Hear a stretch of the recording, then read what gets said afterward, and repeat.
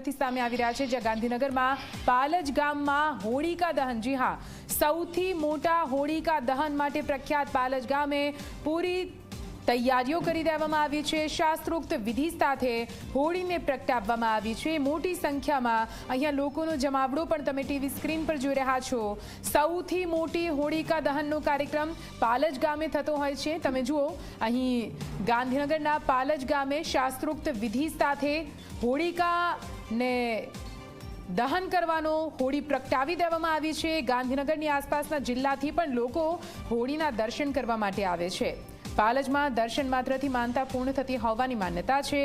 આ માન્યતા પૂર્ણ થતાં ભક્તો હોળીના અંગારા પર ચાલતા હોય છે। વધુ માહિતી સાથે સંવાદદાતા હિતલ જોડાઈ ગયા છે। સીધા હિતલ પાસે જઈશું। હિતલ, સૌથી મોટી હોળી ગુજરાતની, જેમને શાસ્ત્રોક્ત વિધિ અનુસાર પ્રગટાવી દેવામાં આવ્યા છે, લોકોની શું લાગણી, કેવો માહોલ ત્યાંનો? હિતલ।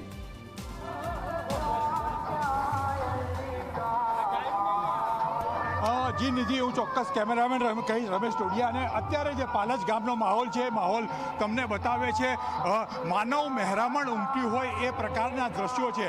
પાલજમાં હોળી 6:45ના શુભ મુહૂર્તનો વૈદિક ઉત્તરાચાર સાથે પ્રગટાવી દેવામાં આવી છે, અને આ હોળી પ્રગટાવવાથી જે ભાવિક ભક્તોમાં જે ઉત્સાહ છે એ ઉત્સાહ સ્પષ્ટ રીતે જોઈ શકાય છે। સીધા દ્રશ્યો આ પાલજ ગામના છે, અને પાલજ ગામમાં જે પ્રકારની હોળી પ્રગટાવી છે એ હોળી પ્રગટાવવાના જે છે, અને જેનું એક આગવું મહત્વ છે, એ મહત્વની રીતે જોવા જઈએ તો સીધી રીતે પાલજ ગામની હોળીનું મહત્વ છે, અને એ મહત્વની રીતે એ રીતે જોવા જઈએ તો એ છે સ્વાભાવિક છે કે હું કેમેરામેનને કહીશ કે કેમેરા એક મિનિટ,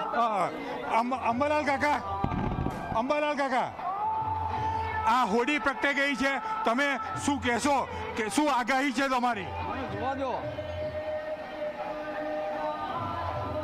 અંબાલાલ કાકા, મને જોવા દો ને। હવામાન શાસ્ત્રી છે અંબાલાલ પટેલ પણ અહીંયા જોડાયા છે।